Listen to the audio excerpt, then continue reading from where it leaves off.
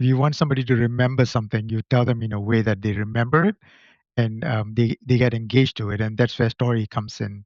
If you tell them in factual manner, it goes into one ear and comes out of the other. But when you tell them in a story, it sticks in your head. You want your data to inspire action instead of resistance. And if you're going to get your people to implement real change from your findings, then you have to build trust by creating rapport through your reports. But many auditors and analysts come off as adversaries instead of advocates because they're presenting facts and figures instead of the emotional narratives behind the numbers. Hello and welcome to the Business of Story. I'm your host, Park Howell. Today's guest is Shagen Ganason, author of the Storyteller's Ledger and a global audit expert who's worked across 7 countries. After a life-changing spinal cord injury taught him to listen to what people don't say, Shagen discovered how to transform audits from confrontational meetings into collaborative journeys.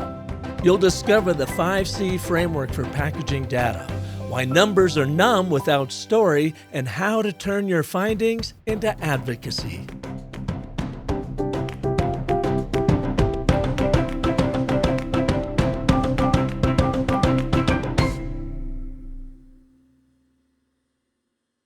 Hello, Shagen. Welcome to the show.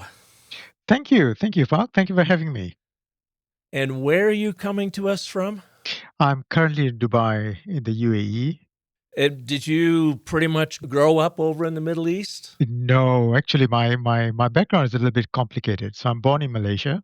I'm a New Zealand citizen, and this is my 7th country. I've been moving around since since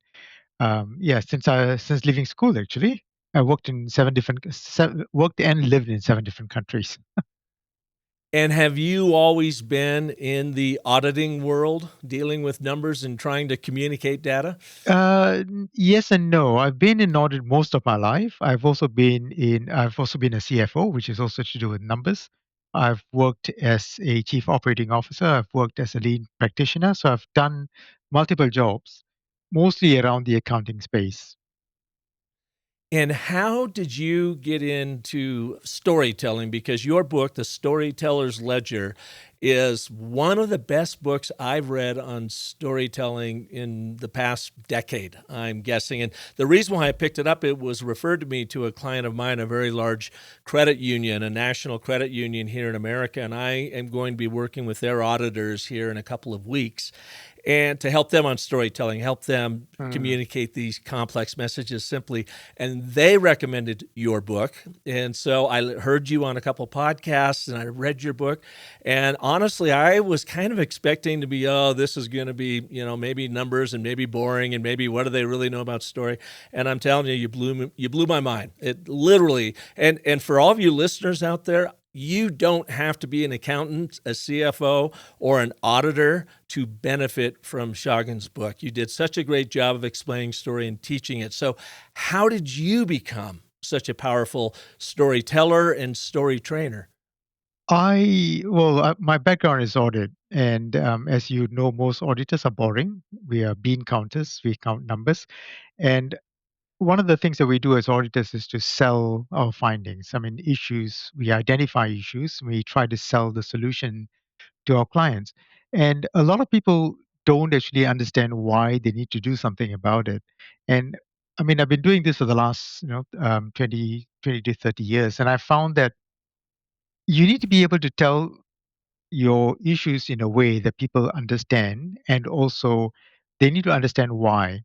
And I think the framing of your story is very important because you need to get emotional engagement with your audience as opposed to logical information selling to them. So that's how I started. And I also went into Toastmasters, and Toastmasters teaches you how to express yourself in a way that people appreciate. We've got, different tracks in Toastmasters. One of them is storytelling. And I particularly enjoy storytelling because they give you 2 minutes, and within the 2 minutes, you are supposed to tell somebody your idea and make sure that people actually understand and they're interested in it. And so that got me into thinking, how can we use this method or methodology into what we do as for a living, audit. And as you know, auditors pretty much has got numbers, and numbers in itself is the logical part of it. And you want to be able to connect the logical part of it with the emotional part of it, so that people understand. And as human beings, we love stories. I mean, I speak at conferences, and one of the things I'd ask people is, "Do you remember the audit that you did, last year or the last month?" And some people put up their hand. Not many people would. But if you ask someone, "Do you remember the story that your father told you or your grandparent told you when you're 10 years old?" And pretty much almost everybody put up their hand, and that's because it's story. And so that got me into thinking about how do I convey this to the other rest of the community, and I started writing this book 2 years ago, and that's the product of it. You have a line in there. It seems so simple, but I think it's really quite profound. And you say something to the effect of numbers deliver facts, stories deliver meaning, and the human being is moved by meaning, not facts. And I'll Yeah. even support that with Jonathan Haidt's, famous American social psychologist, who said, "Our brains are story processors, not logic processors." Yeah. If you want somebody to remember something, you tell them in a way that they remember it, and they get engaged to it, and that's where story comes in. If you tell them in factual manner, it goes into one ear and comes out of the other. But when you tell them in a story, it sticks in your head. Yeah, it's very, very, very sticky. Share your story about how your world got completely upended with a spinal cord injury, what you went through, and how that shaped you as a leader and maybe, a storytelling leader. Yeah, 2011 put it back in a different sense. So my professional life, I'm not a risk taker.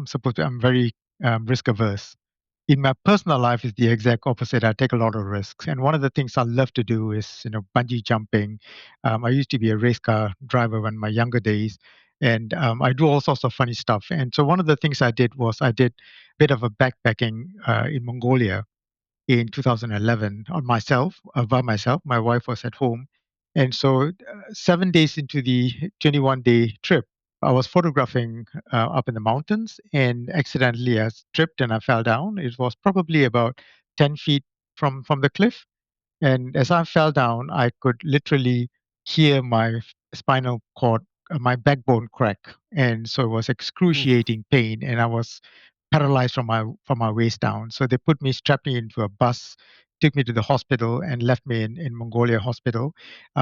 Nobody spoke English; they spoke Russian, and I couldn't speak Russian. So it's basically couldn't communicate at all. And eventually, the hospital took me to, sorry, the travel insurance took me to Hong Kong, where I was hospitalized for about a month until I was able to sit. One of the things I remember at that time is that I almost lost hope around being able to walk, and doctors told me that learn how to use a wheelchair, learn how to do things, not being able to walk. And I went against all odds and tried to stand up and start walking. And one of the nurses told me that if you move 1 inch at a time, eventually you'll be able to move 1 yard and then 1 mile. And that got me into thinking that if I could actually do bit by bit, then I'll be able to do the long yard. And so I grasped myself and I started walking. And it took me literally 2 years for me to be able to get up and start walking.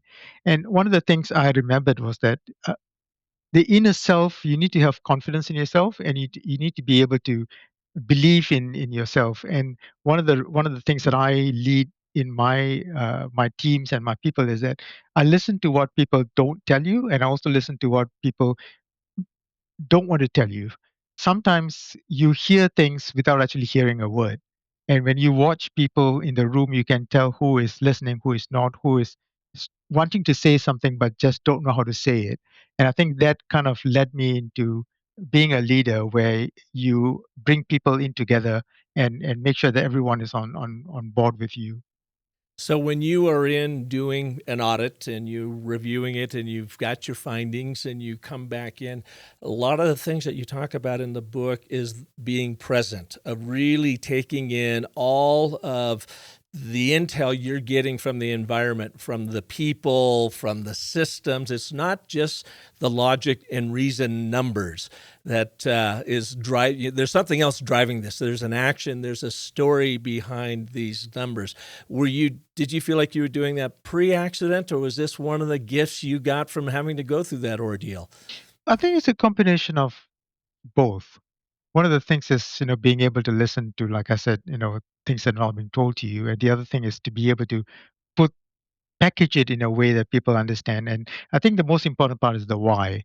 People need to know why something needs to happen. And the why part of it is the most crucial part. I think a lot of people tell you the facts that these things are wrong and these things need to happen, but people fail to tell you why action needs to be taken. And when you put the why into the story, then becomes a personal connection between the storyteller and the story receiver, and that's where I think the bond builds. And like you said, put everything together in a package is where you get people to buy into your ideas. So we're all salesmen, auditors included. I'm glad to hear you say that, because I do get pushback from people that say, I'm a leader, I'm not a salesperson. I say, I hate to tell you, we are all selling Yes. all of the time. Yeah.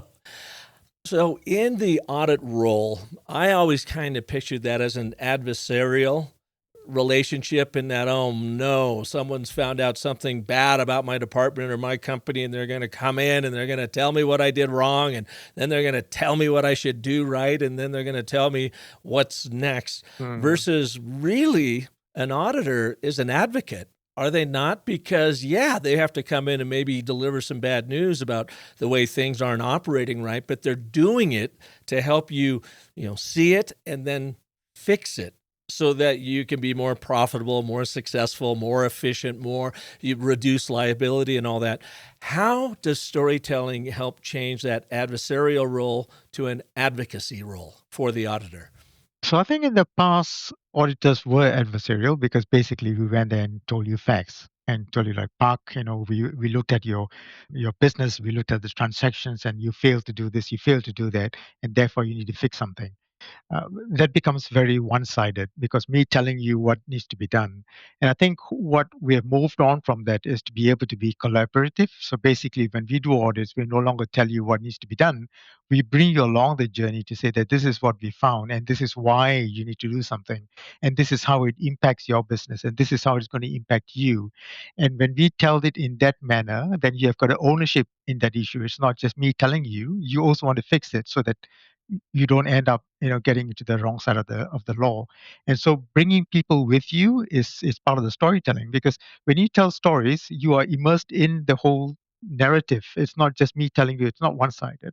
And I think that's where the storytelling actually helps, because it brings the recipient of the story to be able to be part of the story, and for them to be able to go on the journey with you. And I think I've seen a lot of changes in people when you tell them in a way that they understand why it matters to them, how it is going to help them, and how it is going to how it impacts your business, rather than just telling them that you've done this and you've done that wrong. What do you do when you get pushback on storytelling? Because I'm sure you do, because I still do, Yes. from people that are very logic, reason driven. And they will say to me, Park, that's just woo woo stuff. Storytelling doesn't work. And I'm sure you probably hear from auditors saying, Shagen, the numbers don't lie. All I got to do is just give them the numbers, and they're obviously what we got to do next. How do you overcome that? I personally, I think statistics are fantastic, numbers are fantastic, but numbers, if you just present them as facts, you can manipulate the numbers to what you want people to know. You can present a statistics in a way that benefits what you want to tell people. But when you convert that into a story, it's no longer just numbers. It is about a journey that you're trying to get to. If you look at a story, there's always a start, the middle, and the end, and tells you, you want to bring people along the journey to say that this is what we started with, and this is what we found, and therefore this is what is going to happen at the end. But if you just present the numbers, it's just the middle part of it, or maybe the beginning part of it, but there is no ending. And when people don't see the ending, then you don't feel that you went into a journey with you. It's like reading a book and you just read the end, the last page of the book, and tells you what the conclusion is, or you read the first part of the book that tells you what the preface is. but you don't know what else is happening in the middle. And I think that's where story actually helps. And so give us an example, if you would, where you've used story, where in the past maybe people would have just shown up with the numbers. It could be something, a case study from your book, or maybe something you recently experienced just to demonstrate story in action. There's one story which I explained in the book, which is something that we did in the past. So when we do audits, we identify anomalies, we identify exceptions. So in this particular case, we identified an exception where somebody had super access to a bunch of data, and that person has resigned, has left the organization, and their access rights were not revoked. So in a traditional sense, you would say that, based on your company policy, when somebody resigns or has left the organization, their access rights should be revoked. And these, X number of individuals still have access rights. So it becomes very one-sided to say that, hey, according to the policy, you should have done this, and you have not done this, and therefore you have broken the policy. But if you turn it around in a story way, which is what we did, to say that, hey, we found this number of people who still had access. And did you realize that they had access to your system? They actually access sensitive information 15 times in the last 12 months. That automatically no longer becomes a compliance issue, but it's actually a data privacy issue, a data breach issue. So people actually take interest and say that, hey, I not following the company policy is one thing, but this person actually having access to the information that I wanted to protect is a different way of looking at it. And automatically people want to make sure that, I'm going to fix it immediately because, there is a breach. So that is one of the examples that I showed. And another example that we did was we did an audit in an airline. So I worked in multiple industries. One of them was an airline. So we went to a hangar and we wanted to find out why parts were not moving and why the procurement process wasn't working. So we could have done a very desktop exercise. Look at the procurement function. Look at this. Do a stock count in the hangar. Identify what the issues were, and tell people that this is what needs to be done. But what we did was we went in and spoke to the people on the ground. We found out, what is wrong with the system. Why are they working late? What do they think that these issues were not being followed? And then when you hear the stories from the people, you understand it is not just what you see on the surface. A lot more things that's happening behind the scenes.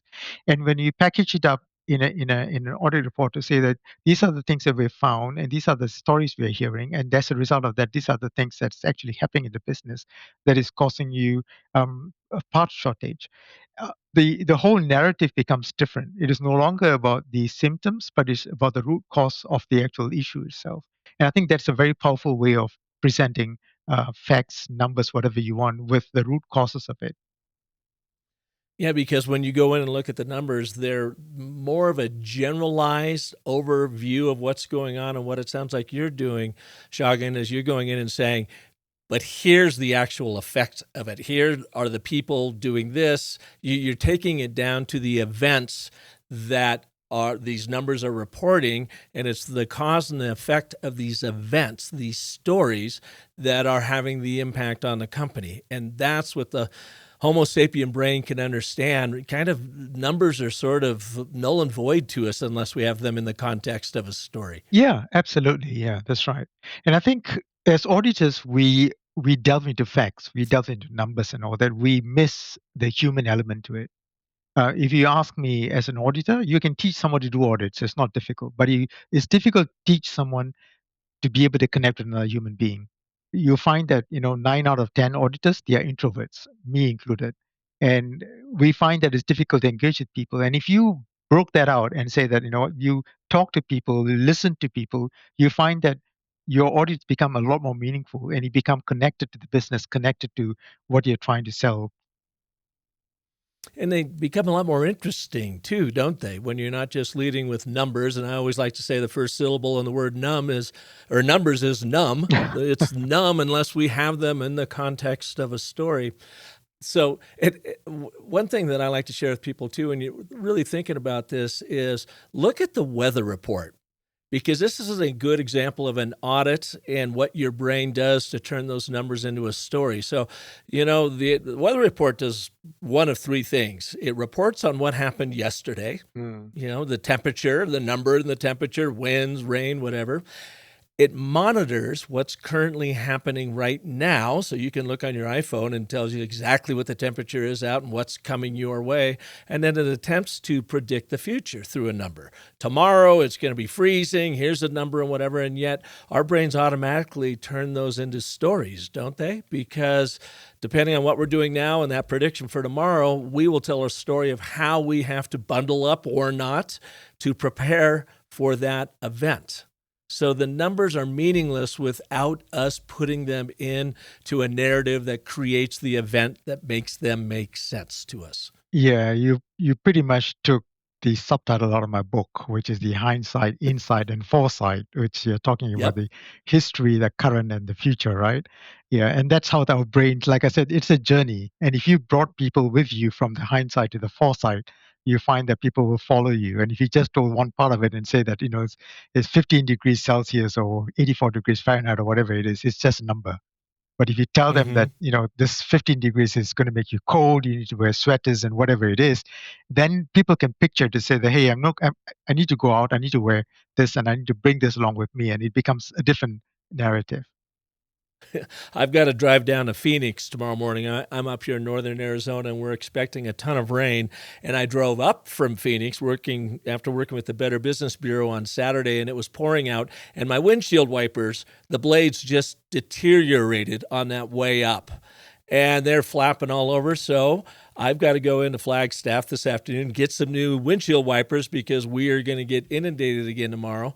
But again, the data in that, the audit is, it's going to be 43 degrees Fahrenheit and pouring when you're driving tomorrow. Okay, that's the data. That's the predicted audit on what's going to happen. And my brain immediately goes, well, I got to get into town today and do this, follow this story, follow this journey, go Hmm. get my windshield wipers replaced. And I know that sounds basic, but isn't that really what we're trying to do is boil these complex numbers and messages down to simple, interesting, human-driven stories so that Homo sapien, that storytelling monkey sitting across from us, understands what's going on. And you build rapport while presenting your report. Yeah, there are many different ways of telling stories, and I know there is the and but therefore methodology of telling stories. I use a five part to it. In the way that I write reports, there's a context tells you what to expect, and put a scene so that you know where you are, and then there is the portion of rising tension, and you create some sort of excitement. And then there is a conflict right at the top. And then you find a resolution. And I like to close it off with a conclusion to summarize the whole thing, unless it's a cliffhanger, that's the second part of it.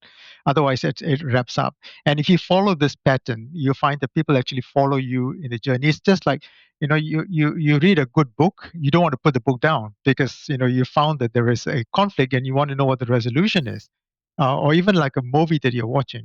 It's the same thing. You watch the first 10 minutes of the movie, you'll know whether you like it or not, because it either tells you there is going to be a conflict, there is going to be something that's going to happen, and once the conflict happens, you want to know what's next after that, and you want to build it in that scenario. I mean, that follows advertising. It follows. I mean, you'll be familiar with advertising, where you bring people with you. Movies, newspapers, articles, they all follow the same concept, and I think that's the powerful way of presenting something. Well, and you have sort of this 5 C's framework of context, characters, conflict, climax, and then the call to action, Yeah, right? yeah. Could you give us an example of that in action? Yeah. So one of the again, it's back to audits, right? So when we do an audit, we identify a context. We tell you that this is what to expect. Set the scene. It could be in a procurement environment. It could be a finance situation. It could be an airline or whatever it is, so that people know where you are. And then we identify the tension. The tension basically is whenever there is an anomaly or is an exception that we found in an audit, and that's where the tension comes in. The conflict is either it's against a policy, it's against company regulations, or against law regulations, whatever it is. And then That conflict is the tension you're talking about, right? In conflict, your five yeah, C's. the tension, yeah, conflict is the tension that you're talking about. And then you have the resolution part of it, and the resolution part of it is what are you going to do as a result of whatever that I found. So are you going to take action? Are you going to do something about it? And once you've done something about it, that's when the conclusion comes, and at the end, to wrap the whole thing up. So it becomes a story doesn't it's not complete unless there is a conclusion. It's just like in Toastmasters tell you there's like a sandwich, right? You've got the burger at the top, the meat in the middle, and the bread at the bottom. So you want to make sure that the whole thing wraps up together so that you got a complete picture. So similarly in a story, you've got the context, your tension, your conflict, and then you've got a resolution, and then you've got a conclusion at the end. You also talk about characters. And it seems to me that a lot of times when you are getting reports like an audit, whatever, people don't always take into account the characters at the center of the story. Can you talk a little bit about that, the importance, and how do you find these characters in your story? Characters are really important because you need to know who are in the picture. I mean, every issue that happens in an audit, there is always a human being behind it. Even if you look at an automated controls, the controls are administered by people. And people always got a story behind why they do something, why they did not do something. And bringing those people into the picture is important because then it builds a connection. It is not a dry subject to say that I found X number of issues, but why did the issues happen? Is it because people didn't realize them? Because people were not trained in it? Or is it because they had something else, some other priorities that happens in it? So understanding those characters in a story is important because you are telling the story to another human being, management that you're talking to. So identifying those characters is very crucial. We also use characters in data. So even in data, you can build characters to say that this part of the data builds this kind of characters, and that part of the data builds something else. And we connect all those data points together. You identify that there is actually a character that's built across from one end of the data to the other end of the data. Can you give us an example of that? In terms of characters, yeah. So the airline, the hangar that I talked to you about earlier on, so there are characters involved. The characters are the engineers that we spoke to, and they did not do what they were meant to do because they had other priorities. They were trying to hold things together because they didn't have money. They did not do it because they didn't want to do it. They did not do it because it is against. They knew it was against the policy. They did it because they were trying to save the company.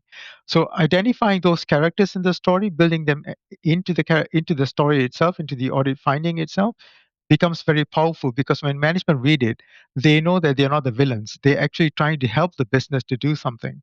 And this is the reason why they did it. So that part of it is where we built in terms of characters. If And that then you makes talked sense. about the data itself can be its own character or characters. Can you give us an example of what that is, what that looks like? So as auditors, we work with numbers, as you know. So there are a lot of different points in a data where you accumulate numbers. Again, the anomalies and the exceptions are as a result of people not doing something or people doing something. So the numbers in themselves tell you where the numbers come from. Like, for example, if you're looking at a payroll process, for example, we can identify that the ghost employees, or if there were ghost employees, those are created by an individual or created by groups of individuals. And if you find that if there are approval process that needs to happen, those will be highlighted by anomalies in your numbers. And again, that can be related back to an individual or a group of people or positions. So identifying those numbers and where they actually sit in the organization chart creates that character link between data points and a human being. And for everything that you write about, if you connect your data to a human being, or you connect an anomaly to a human being, or you connect a story to a human being, then you find that the story becomes more real, and it becomes very colorful and is very rich. People can understand that.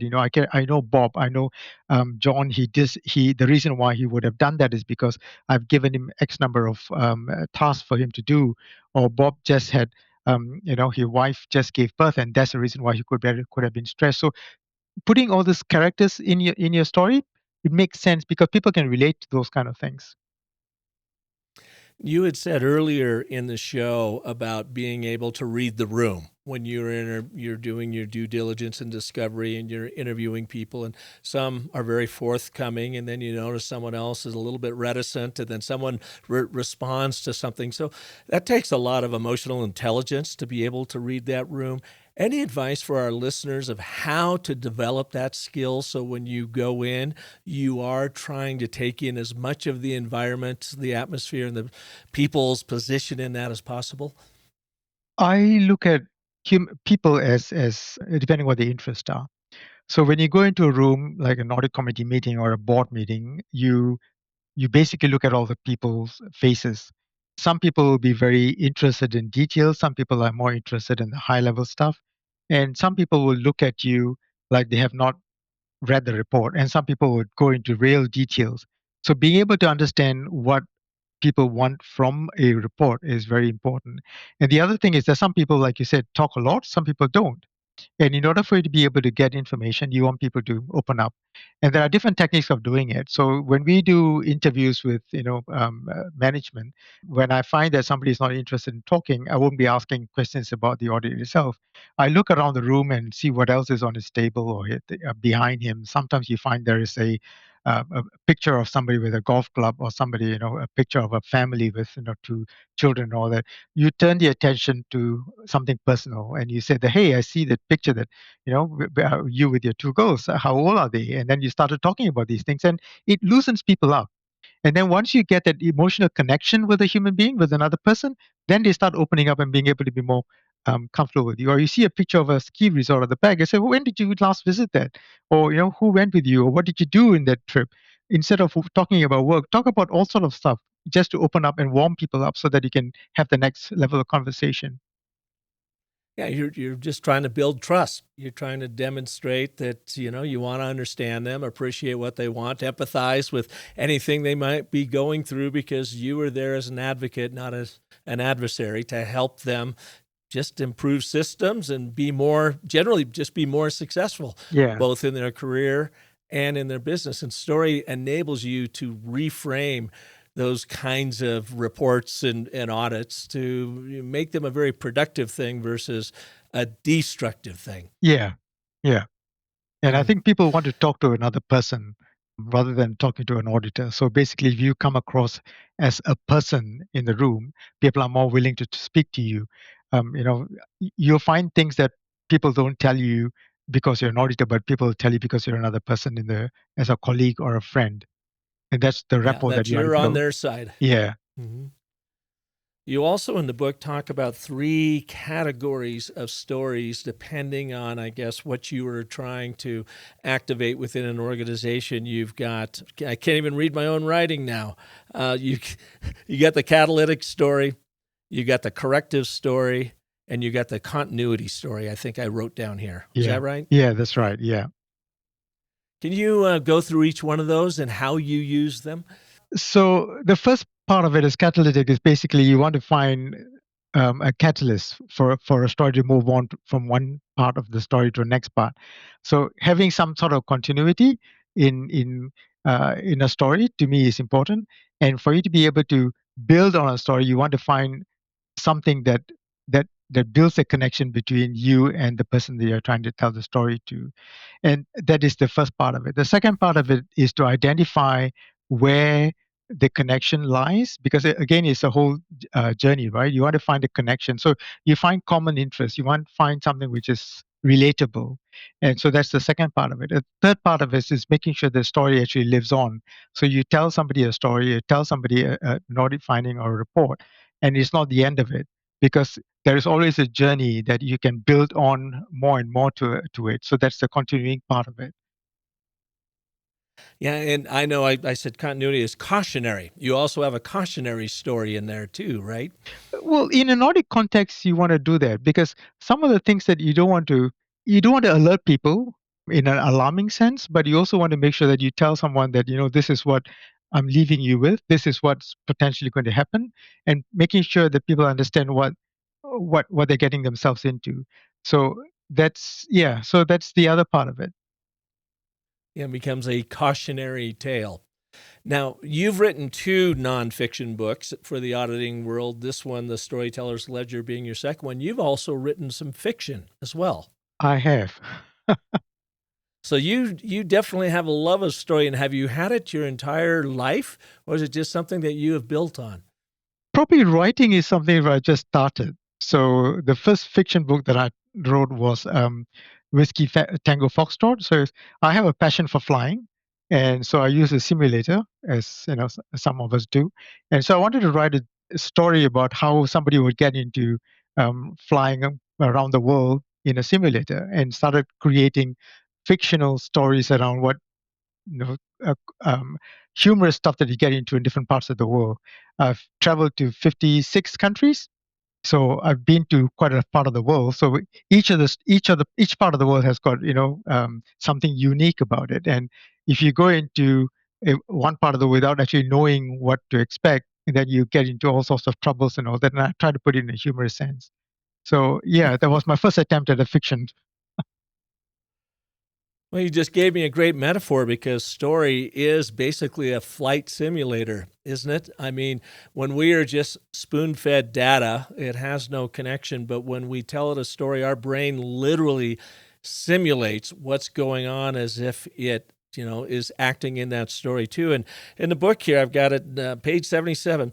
I love this about it. You were talking about the multiple regions of the brain that get lit up simultaneously that creates this flight simulator in your head for the story you're hearing.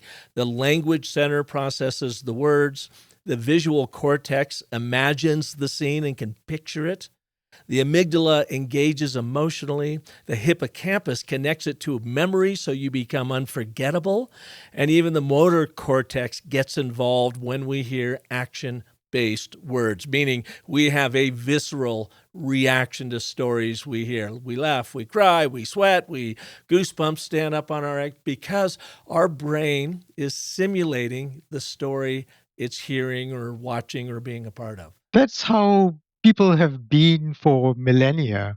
So when caveman days, when somebody goes out hunting and come back and tell his folks that not to go here, not to go there, and he has to create that in the sense to say that if you went there, you're going to get eaten up by the lion or whatever it is, and you need to create that sense in your head to say that this is what the reality looks like. So you create the sense so that children don't go to those kind of places, not because they have seen a lion, but they'll know what to expect from a visual perspective. So I think that's the stimulating part of human beings. I mean, we've lived the stories, and there are cultures around the world where language is not written.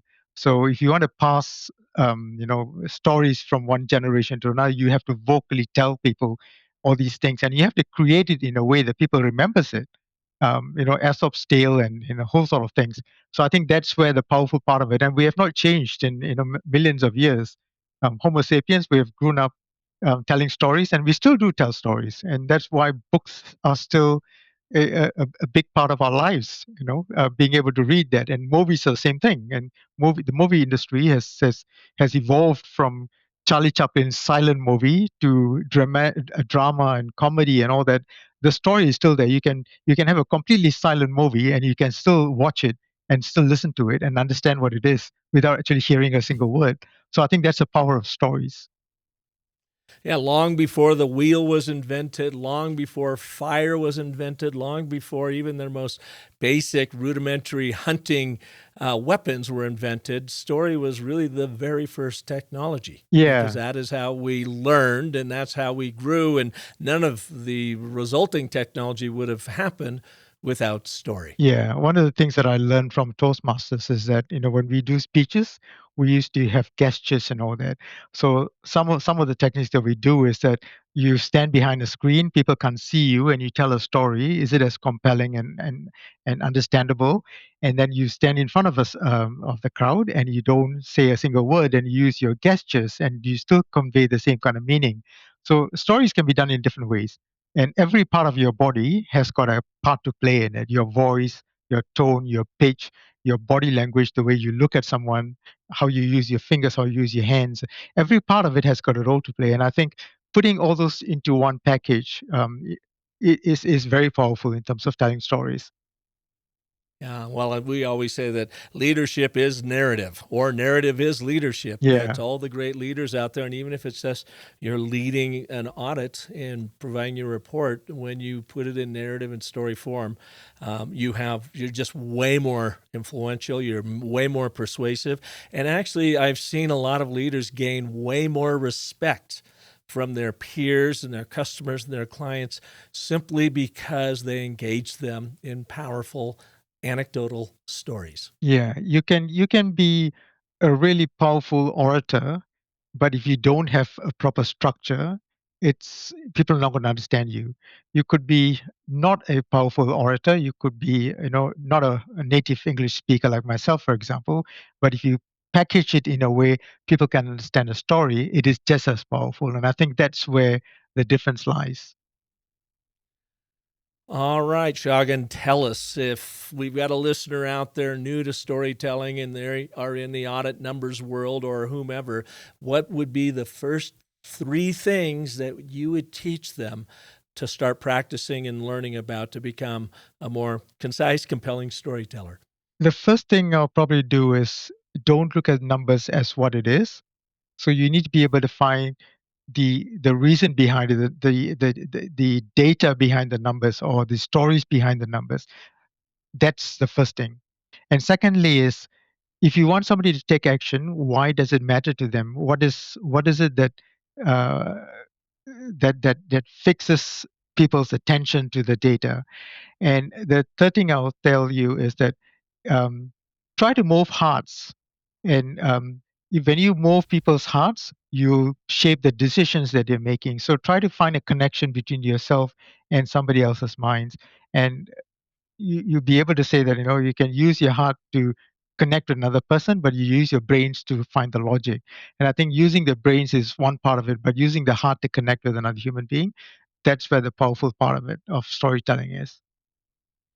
Well, you play into something I say all the time. We buy with our hearts and we justify our purchases with our heads. That's very true. So, like I have with all of our guests here, I ran your brand through our StoryCycle Genie, unbeknownst to you, and just shipped it off to you. You got it last week. You had a chance to look at the brand assessment and then the overall brand narrative strategy. What did you think of what the audit it did on your brand story? It was fantastic. I didn't realize you went through an AI tool. I thought you actually did research, and it looked like you spent hours doing it. It is very, it's basically spot on, and it's like as though you have interviewed me, and I've told you about my background and about the company that I worked for, and it's as good as that. So it's a fantastic tool. Yeah, it was funny when we were chatting before we started recording here. You said, "How long did that take you?" I think you thought I spent hours and days Yeah, researching you, and I will tell you it took about 6 minutes. fantastic. Yeah. Yeah. And you felt like it was pretty accurate. It was, yeah. It was as though like you're just interviewing me and you asked me questions and I gave you the answers to. Mhm. So it is almost like I said, talking to someone. Yeah. Oh, well, that's great. I'm glad. And I hope you can use it moving forward. Yeah, I So, will. Thank you. anyways, Shagan, I really appreciate your time all the way from the Middle East coming our way. Abu Dhabi, is that what you said? Dubai. Dubai. That's where you're coming from. Yes. Um, yeah, it's just really a pleasure having you here. Love the book. I've recommended it to lots of people already, The Storyteller's Ledger. And again, I'll say you don't need to be a numbers cruncher CFO to benefit from this. Anybody can benefit from your knowledge. So thank you for sharing your wisdom. Thank you very much. Thank you for having me, Bob.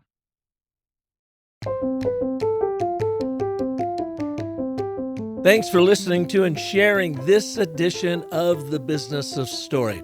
If you want to dial in your brand story and really create a wealth generating engine, then jump on over to the StoryCycleGenie.ai and get your brand story dialed in. In fact, you can test the strength of your story right now at StoryCycleGenie.ai. Just click on the white button there that says Free Brand Assessment.